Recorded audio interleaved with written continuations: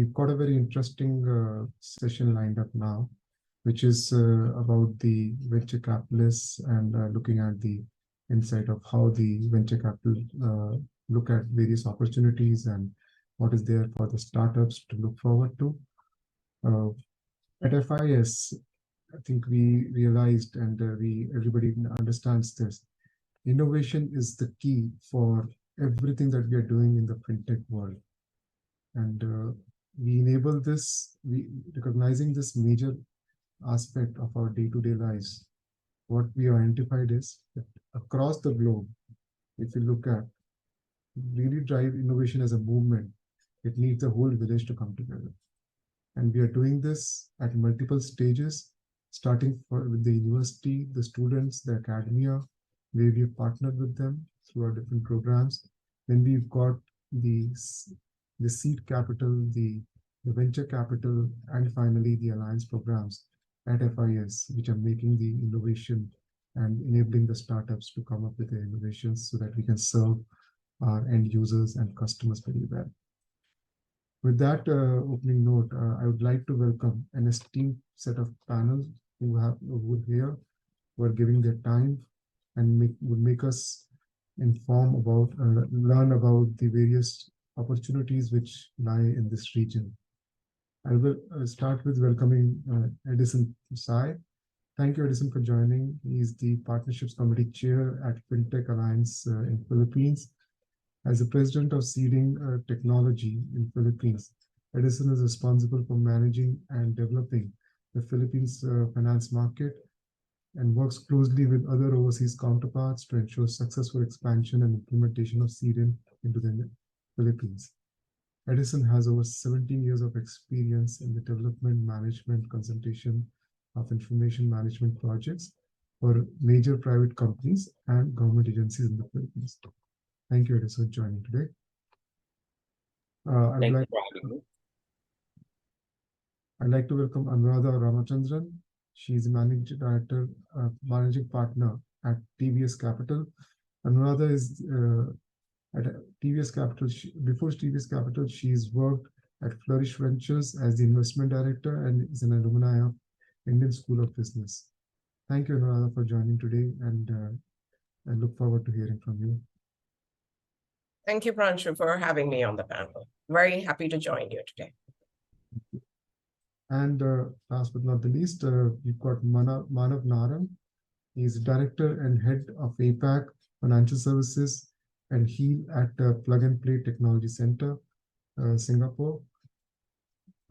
As a professional, he has over a decade of experience in consulting, venture capital, corporate business development. He's currently leading the APAC, Fintech, insurtech, and health tech verticals for Plug and Play, which is the world's leading corporate innovation platform for early stage investment firms. Apart from his standing at Plug and Play, he's been manager of angel investors at Going VC Partners, founder and CEO of Multifund, and much more. Thank you, Manav, for joining today, and we look forward to having an interesting discussion with you. Thank you. Great to be here. Great. I would now like to invite each of you to probably provide a little bit more insight in terms of and your perspective about the fintech investment landscape for venture capitalists. So Manav, perhaps we can go with you and then the others. Yeah, so from my side, Plug and Play actually looks at the landscape for financial services and fintech across Asia Pacific. And what we've seen is every country has started to focus on certain different aspects of fintech. Digital financial services in some areas like India and others is really booming. The likes of Vietnam, Philippines, there's a lot of emphasis on supply chain financing and even something like digital lending and bringing the unserved and underserved on paper SMEs into the space. So that's where we're seeing most trends. And of course, everyone knows that today generative AI and blockchain are the key focus areas from the corporate's point of view. On the funding side specifically, I feel the investors are slightly cautious. They are taking their time. They're not deploying capital as much as they were in the previous years. But yeah, we are really, really excited about some of the new markets that are developing in the ecosystem. Thank you, Pranav. Thank you, Manav. This was a great insight with respect to the tech landscape which is out there, where we see a lot of traction. Edison, would you want to share your thoughts as well?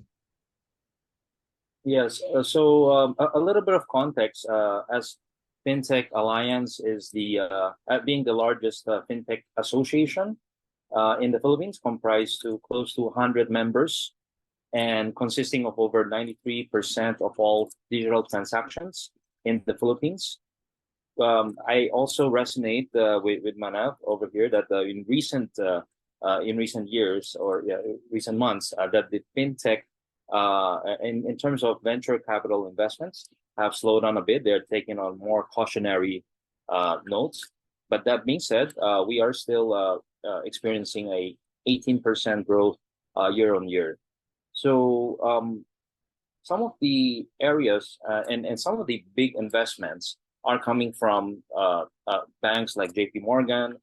We also have investment funds from the likes of KKR, Temasek, IFC, AXA, B Capital, Insignia, Storm, and Incubus, among others. So what we are seeing right now is that the venture capital funds are really going towards areas like online lending, on blockchain, on AI technologies, among others. So what we feel is that as they take a more cautionary stance towards the investments, especially in areas like Philippines and other parts of Southeast Asia, we will see we're looking at the growing demand for financial services, largely due to the in focus to the unbanked areas, and we are already experiencing that in the Philippines, wherein only about 30% of adults having a bank account, but we are experiencing growth and huge growth in adaptations like e-wallets and with the likes of Maya and Gcash. So some of the areas we'll be also discussing more later during this panel discussion. Thank you. Thank you, Edison. Indeed, Asia Pacific region is actually true to the fact that there is so much. One, there is a good populations, the size of population. In terms of the technological advancement, we should all really be proud of the fact that most of the technological investments in the space of payments, whether it's real-time payments, whether it is the technological adoption in the day-to-day life, the penetration of the internet is really high and versus the Western counterparts. So really proud, and it's like Singapore, India, they've been really at the forefront of enabling digitization of payments and now the digitization of currency. So let's also hear from Anuradha, who's got a wealth of experience from a venture capital perspective, and what is her view about the landscape that is there for the startups in the fintech domain. Thank you, Pranshu. Hello, everyone. Like I was just, as I was hearing, like the other speakers going around the table, I was just thinking, just the unified payments in, interface, the UPI, as it is more popularly known, is less than 10 years old as of today, right? Like if you think the real time, it went live in 2015. And it is today one of the largest payment kind of like infrastructure globally, handling the largest number of transactions. If you look at credit cards, on the other hand, which is a traditional banking product, the growth in credit cards has actually been fairly slow in the same 8 to 9 year period that has happened actually in a country like India. If you look at bank accounts, the usage of bank accounts has improved drastically, but a lot of it has increased fundamentally because you could people have started understanding that the transaction data or their banking data is getting used for lending. Or there are other sets of people who are using their bank accounts substantially for transactions like on the UPI, be it for business or for personal use, right? Look at the way that a whole country of 1.4 billion people whose lives have been changed in less than a decade in the way that they transact, right? That's the opportunity that I believe that technology kind of represents in India. Is this purely fintech is a question that we should ask ourselves, right? Like it's financial technology in financial services. And as you think about technology in financial services, the participants in this ecosystem, especially more specifically, I guess, like in India, is a digital public infrastructure company like the NPCI, kind of. The banks are participating at the back end. And there's a whole host of really innovative companies who actually created distinct customer journeys, digital journeys, which have enabled millions of people to pay, transact, also to actually, borrow, and also to save, right? Like, so whether you look at payments, you look at credit, you look at wealth, or you're looking at actually transactions purely, the whole host of people interfacing with financial services has increased. And a lot of it is thanks to the front-end innovators who are typically classified under the fintech ecosystem as such. However, the last 2 years have also seen significant regulatory changes in India, at least, where it is a clarifying regulatory landscape that is emerging, but that is not without pain either. Right? Because how people have structured their business models changed, what they can and cannot do changes, and so on and so forth. So there is a phase of consolidation, and this phase of consolidation follows 2 years of substantial growth, stratospheric growth, actually, if you will. So it has been a bit of a high growth, and immediately following that a period of pain, kind of. So it's been a very tough few years, I would say, for people in the ecosystem. Having said that, I think the clarity is emerging currently. Funding, which has been fairly dry, if you will, for fintechs as such for the last few quarters, is now beginning to come back into life. And you also see that the regulatory dialogue acknowledges the fact that technology is ubiquitous. So there is no fintech and there is no bank separately, right? There's no, or insurers separately. I think people are acknowledging that they are a part of the ecosystem. How this actually settles down is something that we will see in, becoming very clear over the next few quarters. And in that context, you will also see investments coming in, maybe some consolidation as well. Thank you, Anuradha, for providing the vast perspective of the investment landscape, which lies ahead for everyone.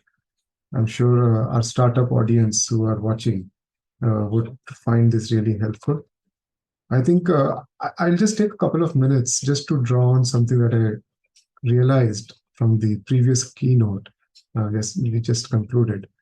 So the world has been on multiple world wars, which we've learned about or read about.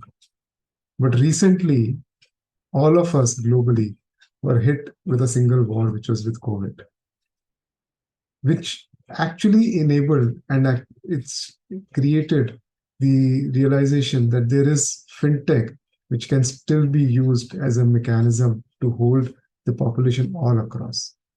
So fintech has really been the enabler to help us get out of COVID, apart from the brilliant healthcare infrastructure, which helped us come out of it.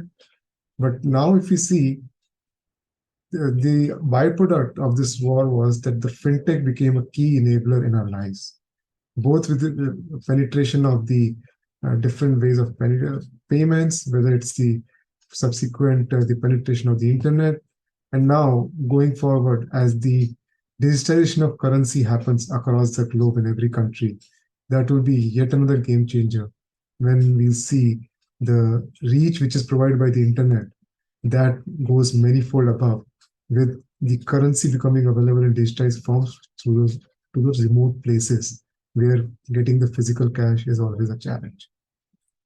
So I kind of want to take this thought into a segue into what kind of investment modes do we see that are going to be possible for the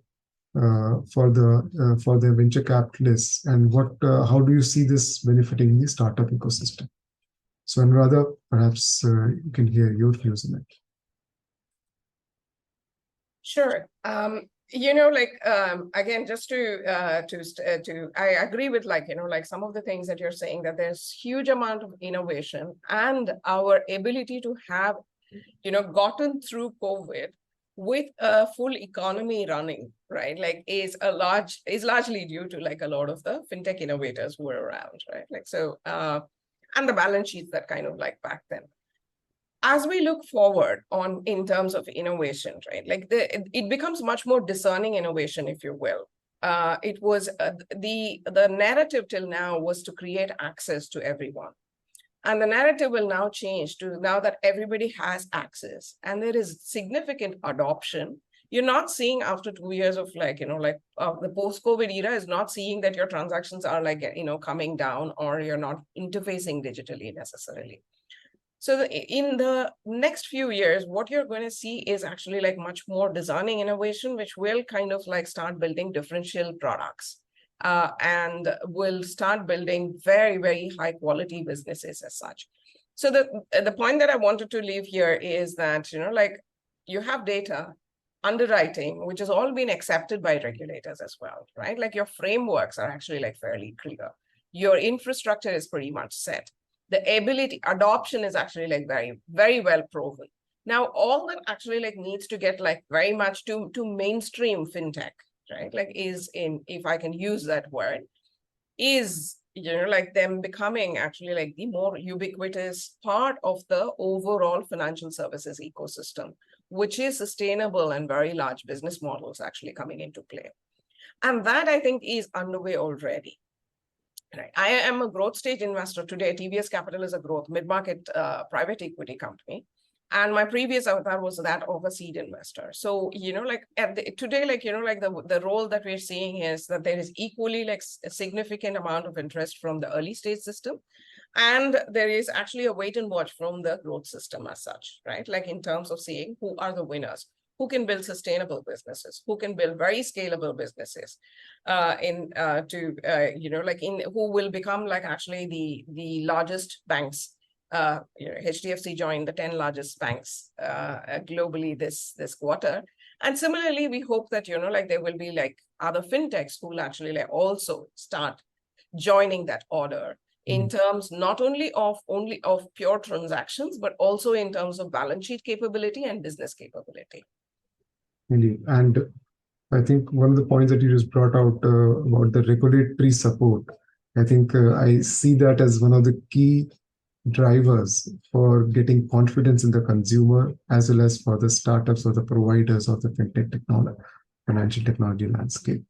Because if that is there as the underlying thing, which is coming from the government and the regulatory agencies, I think we can create much newer products with some good security in place.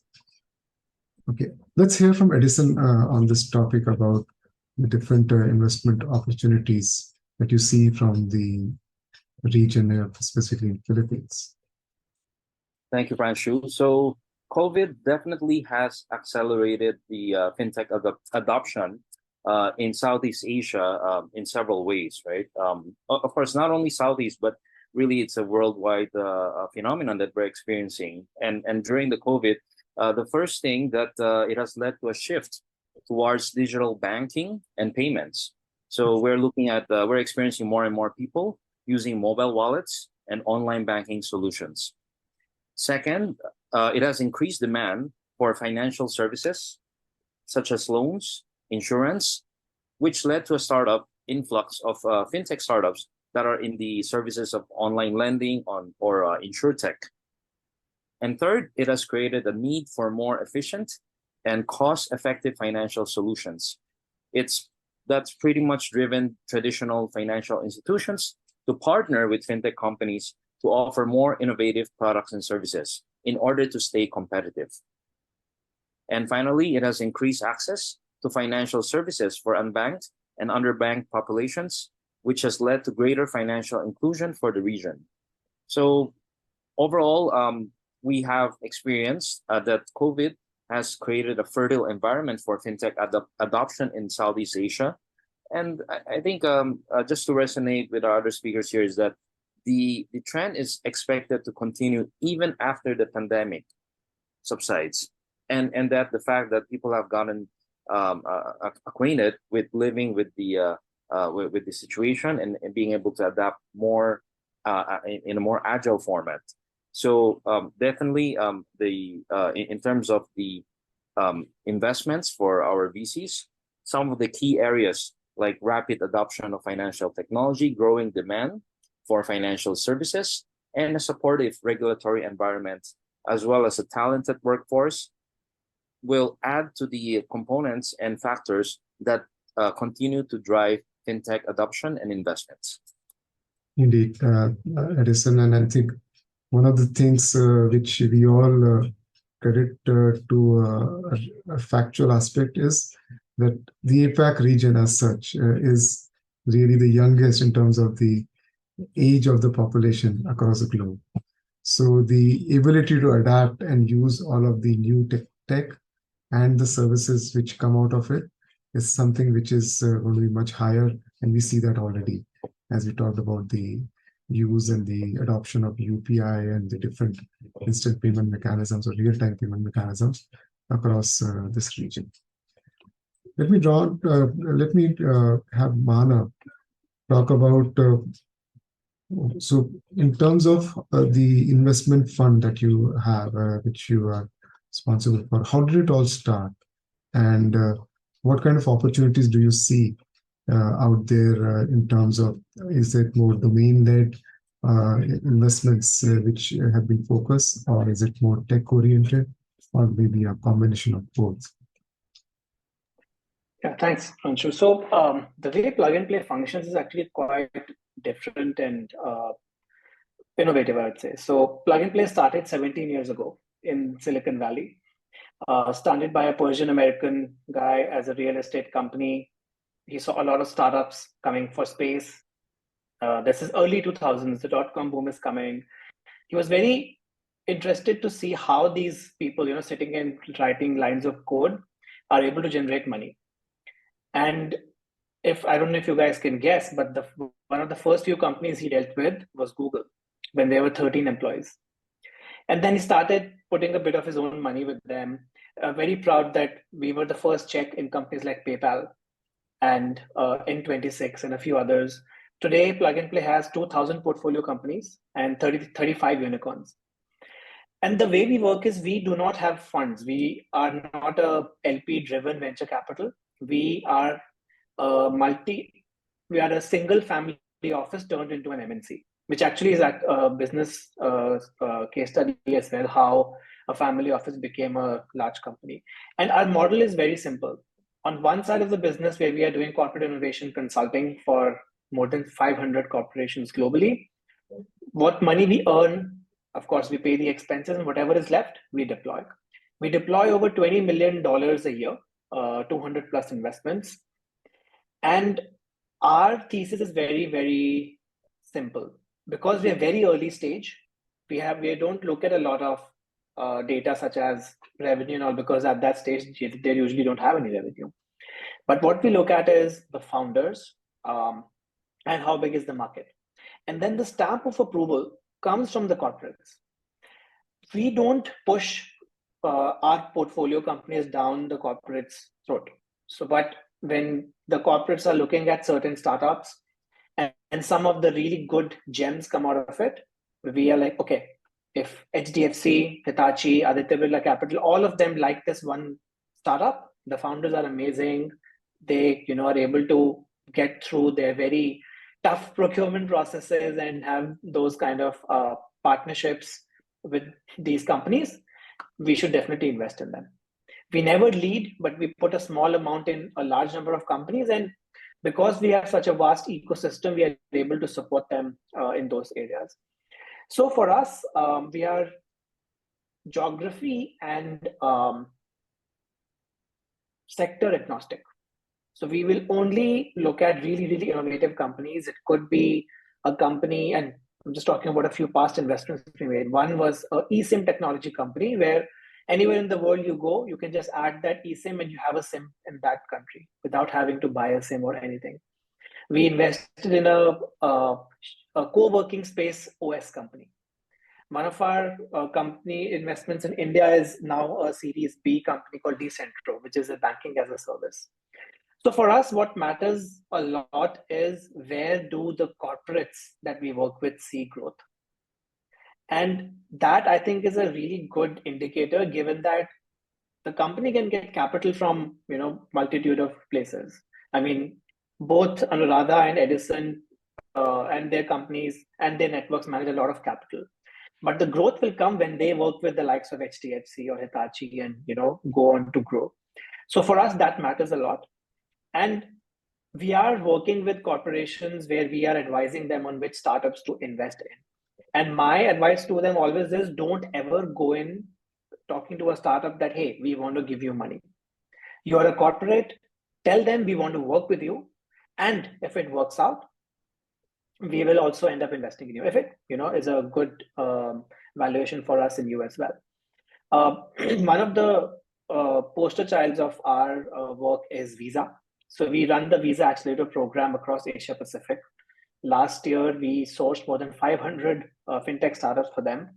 And today they are working with 7 of them, which they will showcase at the Singapore Fintech Festival next month. And even there, it's a co-creation, innovation-led program, which could lead to an investment by Visa Ventures.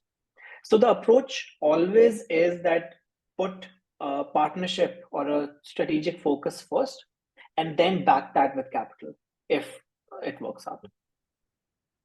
That's a very good insight, Manav. Thank you. I think plug and play that way is having a role not just in enabling the startups by providing them this fund, but you're also having them connect to the right corporates, which could actually partner and benefit. So it's a win-win situation both for the corporates, because you present to them a curated set of startups which can best work, and for the startups to get that kind of experience and the domain knowledge with the help of corporate, and as well as the access to the customer. Yes. And another point I'd like to make is, in all of this, like you said, we are the ecosystem enablers, we are the matchmakers. And in all of this, the startup doesn't need to pay anything. There are accelerators out there who will say that, yes, we will do this for you, that for you, but give us equity or give us money. For us, sometimes I have to convince startups because they're like, this sounds too good to be true. When we say that, no, there is no money they need to pay, you just need to give 30 to 60 minutes on a call with that corporate. And then if it works out, we will help you guys take it forward. So that is something, we pride ourselves for. Yeah. The corporates have the money, they should pay for it, not the startups.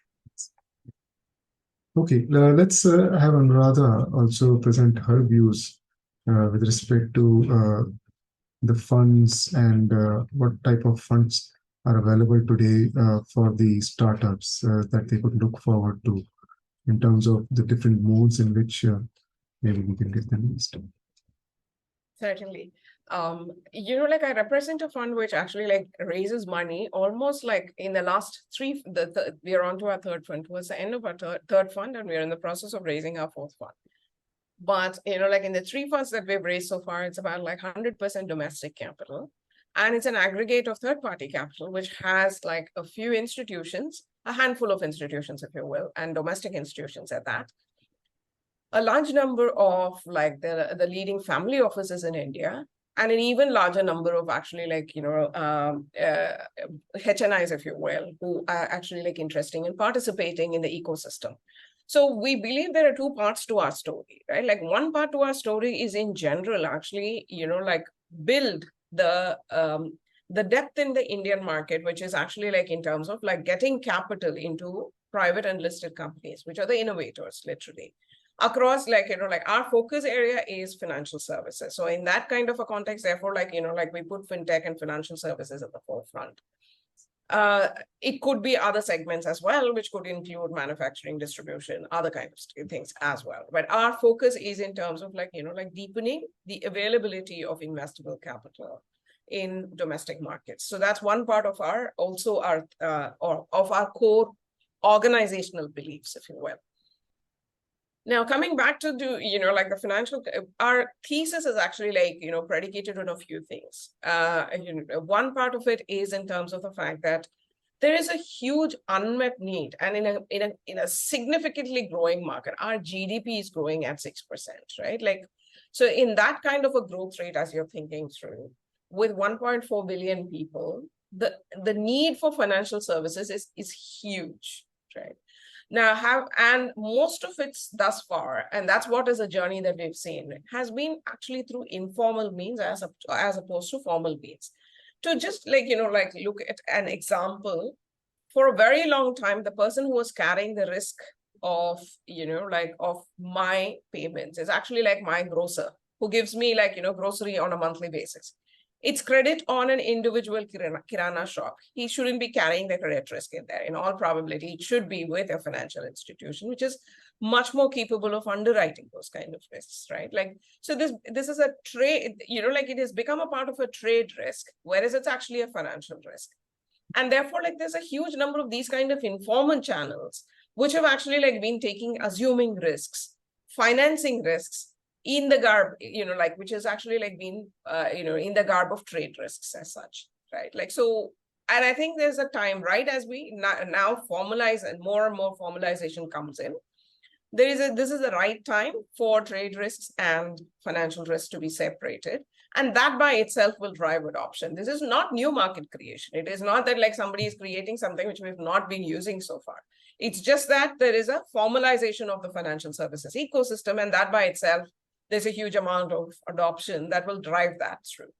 The second part of it is in terms of actually expanding need for financial services. If you look at India, in the last few years, it has actually like been gradually becoming a middle income country. By 2030, if your middle income is actually like your average GDP is increased substantially and you've become a middle income country, then your aspiration set by itself changes, right? Nobody wants to live in semi-constructed dwellings, if you will, right? Like, so they become fully constructed, pakka houses, as we call them, right? So the change in the way that the demographic itself is actually like will absorb a lot of financial capital, which is coming into the system as such. The third part of the trend that you're seeing is businesses are also formalizing. What used to be proprietorships, which are small, and like there was never a distinction between the small merchants, personal pocket and the business pocket, right? Like everything was mixed up, and that actually like is also going away. Now, if you take that as a part of the formalizing ecosystem, then there is a great deal of trade actually like financing, which is on its way. Call it supply chain financing, call it trade financing, call it lending, you call it by whatever means. But like, like there is a huge degree of change which is happening in the financial ecosystem. And at the cusp of all this change is digital infrastructure. It is actually like, like origination, it is system of records, it is management, it is actually like transacting, it is security, it is regulatory compliance.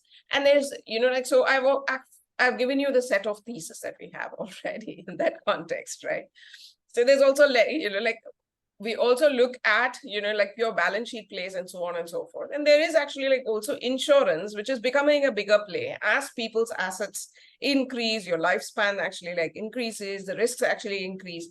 So there is insurance, which is also like, layered in there. So look at this ecosystem and suddenly you're looking at a degree of opportunities, which is higher. Having said that, as a part of our thesis, there are three things that I would call out other than the segments that we are reaching out to, right? Like we are looking at business,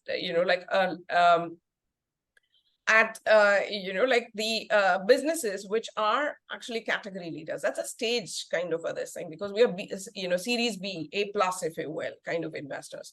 So we're looking at people who are emergent category leaders, and we want to help them build out their businesses to become to an IPO stage as such. So that's one. The second is like, we still have this deep founder focus, right? but we also have a management focus. So the founder whose ambition and vision has been proven in terms of the products that they've developed as well as the market leadership that they've developed. But equally, are they building organizations which have depth and like the capability of managing larger systemic like challenges as such. So that's the second thing that we look for. Great founders and a great A-class management team as such.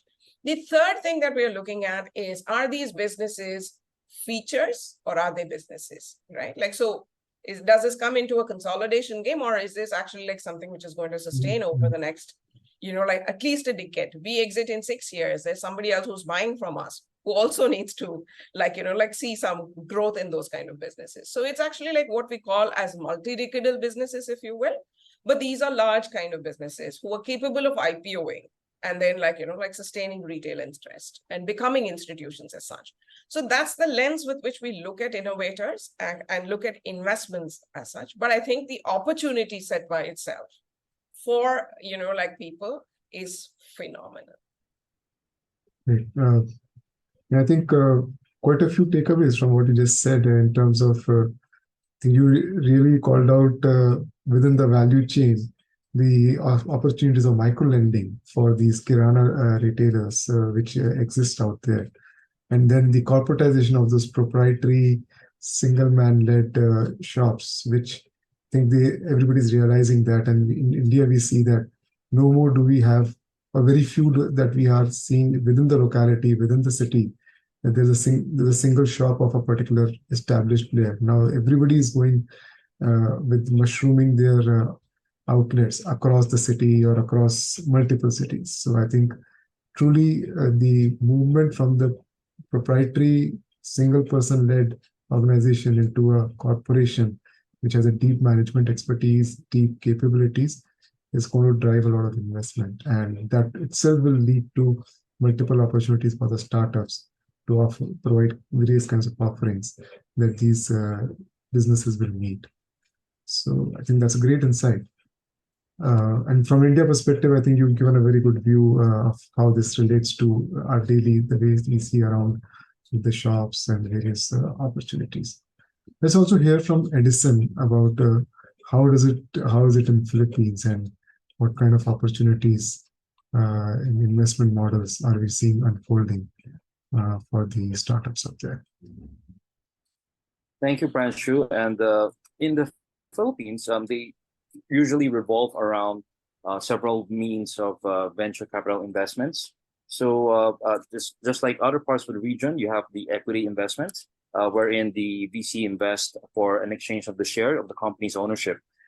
This is probably the most prevalent type of model, but also we are looking at we've also looked at and experienced some of the other mediums, wherein, for example, you have the debt investments, wherein they would the VC would be lending the money to the startup without taking any ownership of the company, and it's usually used for more established companies that have a track record of revenue and cash flow. Of course, variations of that also includes convertible notes and safe instruments. And then we also have seen some of the VCs take in the more non-core function investments, wherein they provide resource and expertise to the startup in areas like marketing, product development, or customer support. So this type of investment is often used to help startups scale their businesses more quickly. And access to other complementary startup ideas in the VC's ecosystem in the Philippines also involves the VCs connecting the startups with other startups in their portfolio that may have complementary product or services. So it's about creating that ecosystem wherein the portfolio companies can actually help each other expand its customer base and reach new markets. So all that being said, I think one of the key area for VCs in the Philippines is to really make sure that the market needs are being met by the startups, and the startups management has a long-term vision of making sure that that the company will thrive and meet those demands.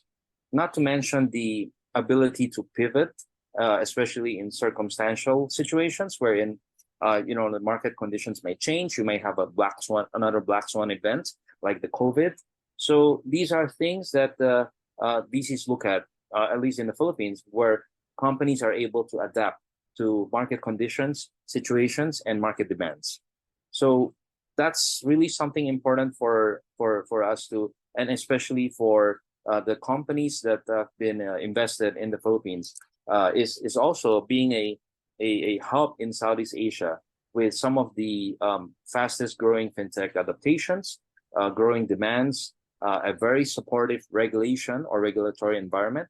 I think these are some of the big opportunities, and not to mention the a younger workforce, a talented and English-speaking workforce as well. So these all come into play, and I think when you zone out from the Philippines and really look at it from a Southeast Asia perspective, it's very comparative. Comparables are the advantage of Philippines as a market is really huge, and especially getting more recognitions from VCs around the world.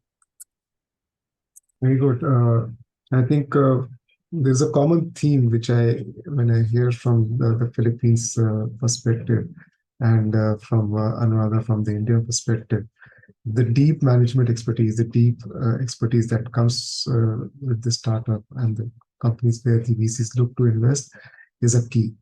And that really becomes an enabler if you're looking for those kind of opportunities to get funded. Thank you, Edison. I think I would like to take up one last question in terms of our discussion aspect, which is about the regulatory landscape and how is the regulatory landscape across the central bank, the policy ranges, helping the fintech ecosystem. So perhaps let's start with Manav sharing his views, and then we'll go around to know from your perspective in the specific regions how the regulation and the policy changes are helping or enabling the fintech startups. So I'd say the regulatory landscape and the initiatives taken by government are largely positive. However, I mean, I don't know if people listening to this know that last few years, Singapore actually gave out licenses for 4 new digital banks. And actually, instead of 4, 5 came up. One was actually under Standard Chartered called Trust Bank, and then Grab launched GXS Bank and so many. The objective of giving these licenses was so that they can service underbanked and unserved population. Might just be my view, but I don't think that's happened. They are still, trying to capture share away from the incumbent banks, which I don't think is that easy. And the unbanked and underbanked have not really been able to, benefit from these new ones coming in. On the blockchain and the generative AI side, which are the big areas everyone is looking forward to, I think again, the sandbox that has been set up by NPCI for CBDCs, similarly in other countries as well, that's generally positive. And the next few months is where the activity on the digital asset side is actually going to go up. There is a phenomenon called Bitcoin halving. That's going to happen around April next year, where the mining rewards from Bitcoin are going to get half, which means, of course, the supply will go down, demand will go up, the prices will go up. And I think in the last 1 or 2 weeks, Bitcoin has increased in prices. I mean, we're not talking about Bitcoin, but that's a really big trigger for a lot of fintech and tech stocks. In general, the capital starts flowing in. And I think around this time, the regulation will also become a bit more positive for these fintechs to grow. And with GIFT City being set up and more incentives coming there, I think a lot is happening. But I still feel it's going to take some time. And it's not that easy just for to uplift the underbanked and unbanked population just like that. So many banking as a service startups I have met and we are trying to work with or invest in, all of them are trying to say that, oh, we do one of the 5 things and we are working with banks, helping them make their ecosystem better, make their processes better. I mean, SBI with archaic processes is still going to remain the largest government bank. Axis Bank, ICICI are still HDFC are still going to grow. But these regulations are not really being targeted towards the right or the most pressing issues or the most pressing stakeholders that we have. And that's not just India, that's Indonesia, that's Malaysia, Thailand, everywhere. So I really think it needs to be looked at again to be able to actually see more benefit and more rewards. So I think the intent is there, but needs a bit more work and redirection. You see some opportunities out there in terms of reaching the underbanked, which was really the key reason for getting the payment banks in place, which can really be thought of? I think it's there. There are some very interesting new trends coming up in this space.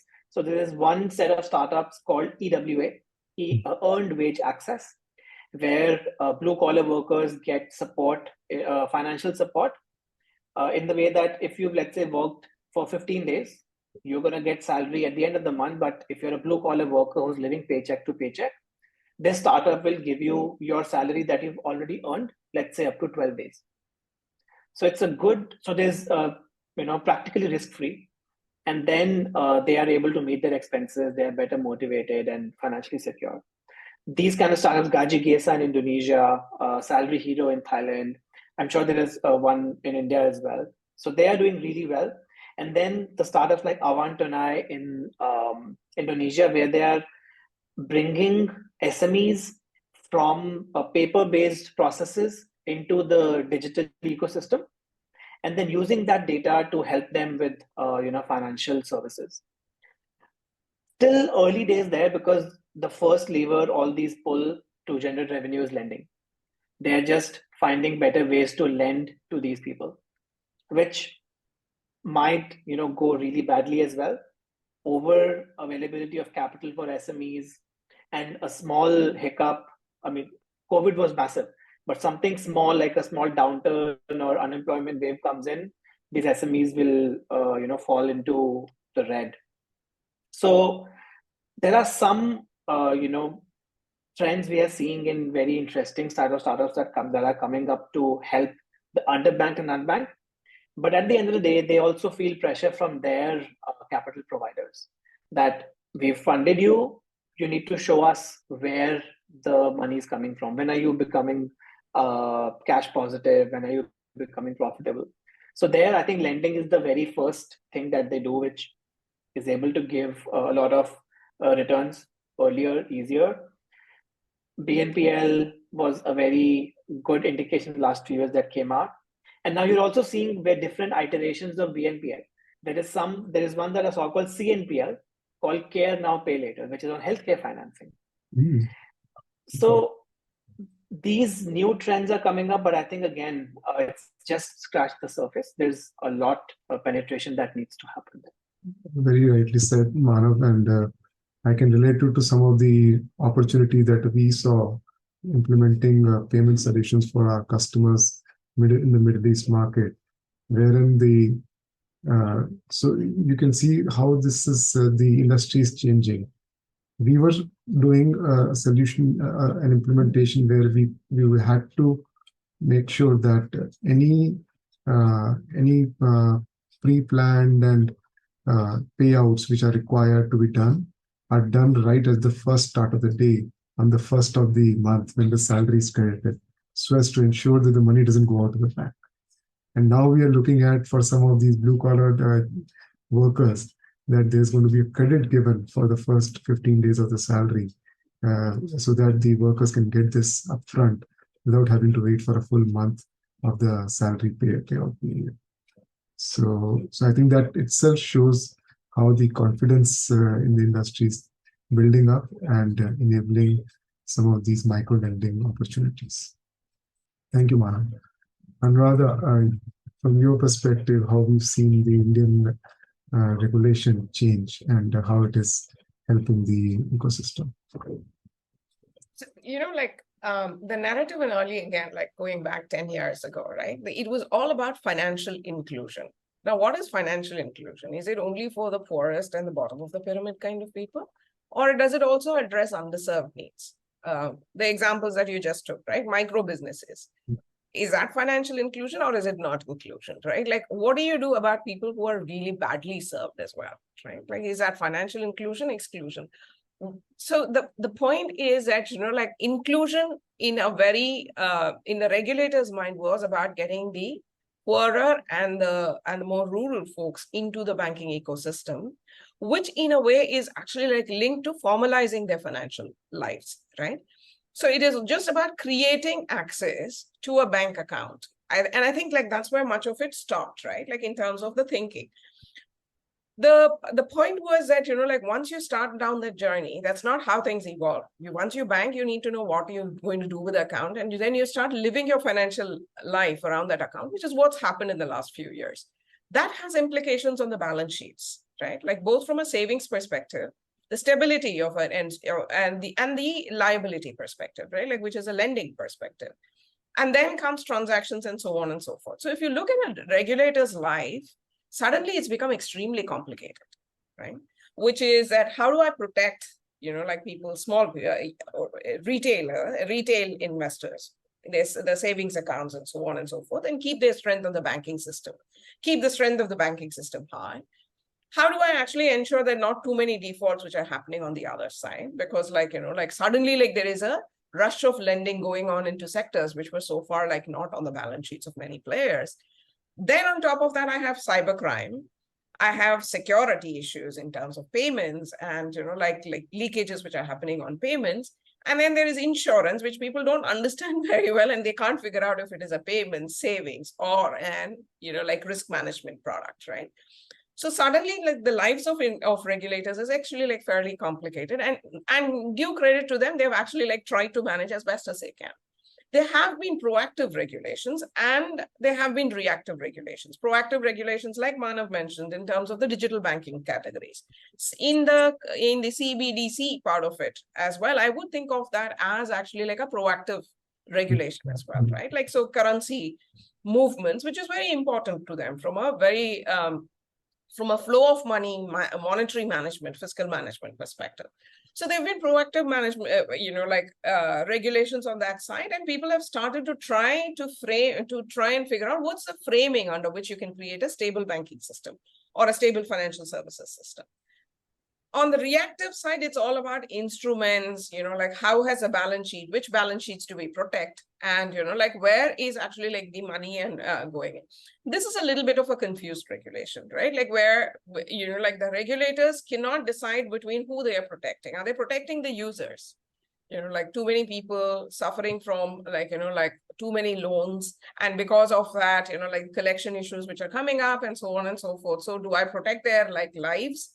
Do I protect the financial stability of a banking ecosystem?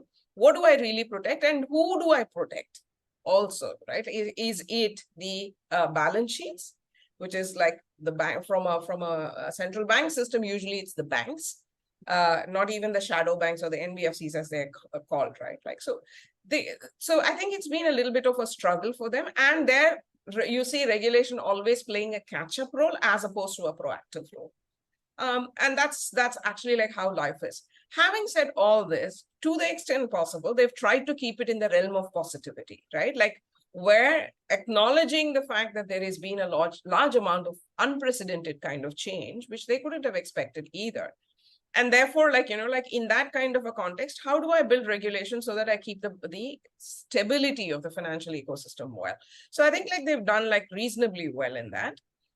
And they've created the sandboxes and so on and so forth. But till the narrative of whose interests do I protect and how is very clearly like laid out, I think there'll always be this reactive systems, right? Like which kind of says that, like, do I protect banks and therefore like I kill NBFCs? Do I protect like, like do I kill payments wallets and then like, like bring up UPI? What do I do, etc.? Those are the kind of things which are still need to be clarified. That clarity needs to come in a little bit more. And then you would see like really wonderful changes. There are a few things that can actually like help in there, right? Like there are digital modes that can help. And I think there could be business possibilities in here as well. These are the innovators that we are seeking. When you look at collections, for example, collections are a healthy indicator of how the lending system is performing. And if you have a digital real-time dashboard around those kind of things, then that's a great RegTech play, right? Compliance is actually is reactive because data which is flowing to regulators is also has a data lag, right? What is real-time information flow, which can actually help measure systemic stability on an almost real-time basis, is also something that we might want to think about. And there could exist quite a lot of business opportunities in there. And those are the kind of things that we are very excited about as well, right? Because compliance is a big need, it is also a big cost. So in that kind of context, there can be very specific businesses which can help the regulators build out a better system. We are just about time, so sorry. No. I think, thank you so much. Sorry to interrupt you in between. I think you were just unfolding a number of thoughts on the regulatory side and the regulatory technology. It was great hearing, learning, and knowing from each of you, Anuradha, Edison, Manav. You provided a good perspective, both from the regions, the investment opportunities, what kind of opportunities do venture capitalists look forward to, and the key criteria. I think it has been a great hour spent knowing and learning. Thank you for enlightening and enriching the audience as well as me. Thanks a lot.